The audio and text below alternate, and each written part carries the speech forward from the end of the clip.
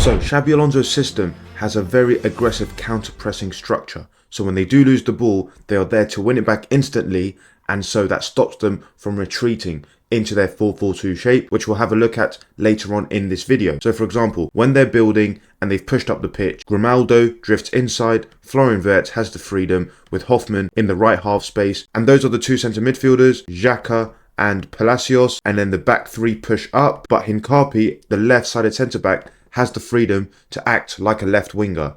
And then Frimpong pushes up on this side, leaving Tar and Tapsoba, and then Xhaka drops in and out of these spaces here. And let's say they've lost the ball here, they quickly swarm the ball, because if you notice, they are playing almost like a 3-1-6. So they have 6 players in the final third. So that's where their overload is. So when they do lose the ball, let's say the opposition right back wins the ball here, they are quickly there to swarm and stop the right back from potentially finding the right winger in behind for a counter-attacking opportunity. So for example, if Xhaka has the ball and he plays Wirtz, who tries to flick it around the corner into Grimaldo, and let's say Grimaldo loses the ball here, the counter-pressing system means Hincapi is there, Wirtz is there, Palacios goes in and around the ball, even the striker Boniface is somewhere there, and then Hoffman is there for cover. So they're swarming the ball as the counter-pressing system, because if they can win the ball back here, the opposition are not ready for that, and so they can be a quick little combination in behind, and then they can create a goal scoring opportunity from there. And then when it comes to defending in settled play, which means the opposition are now dominating possession, they retreat into the 5-4-1 shape with the 2 centre midfielders,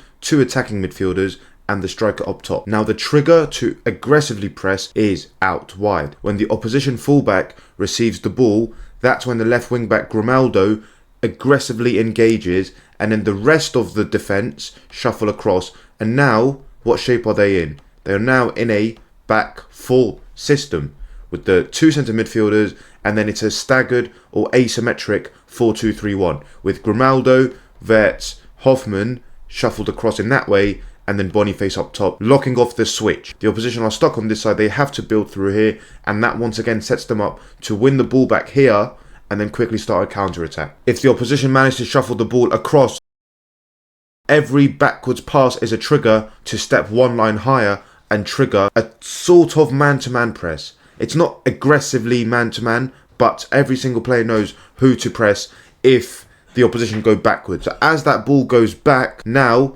Frimpong is ready to press the fullback, and then the back 3 would have shuffled across.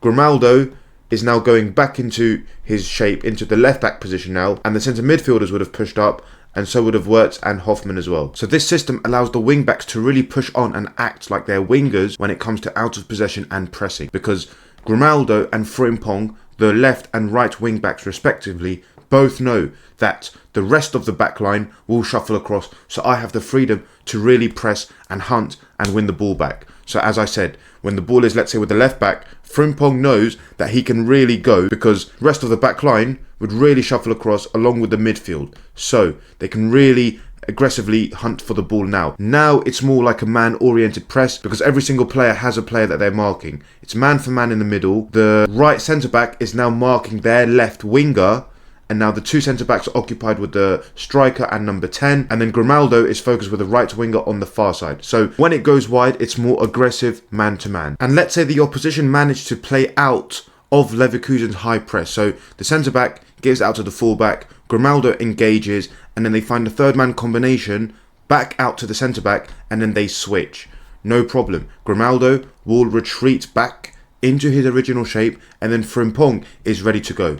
And the rest of the team just shuffle across. They're very well organised, they're very disciplined, they are very structured, and they prioritise making sure that any balls down the middle are intercepted because of that box shape. So they have Florian Wirtz, Hoffman, Palacios and Xhaka, or sometimes it's Andrić, and that midfield 4 are very compact and they work together as a unit. And sometimes from the opposition goal kicks, they go in a very aggressive man-to-man system. So when the goalkeeper has the ball, they make their shape more asymmetrical just to match what the opposition are trying to build out in. So the striker would mark one centre-back, the number 10 would mark the other one, and then Frimpong, the right wing-back, would really push on, and then the midfield are locked on man for man. And then if, for example, if the opposition have pushed their fullback up and their winger inside, that's man for man.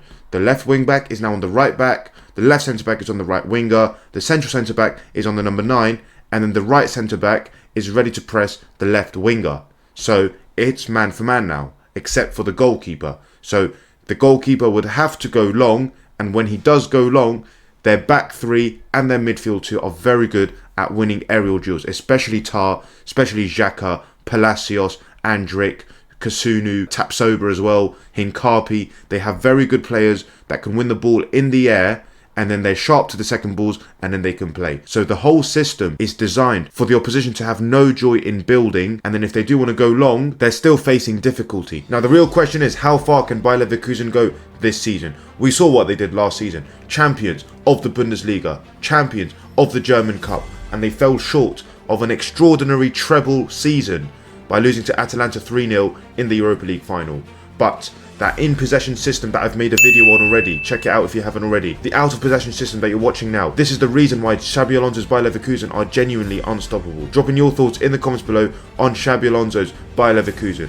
I absolutely enjoy watching every single Leverkusen game. Every time I have time, I go and watch Bayer Leverkusen. That's how enjoyable it is.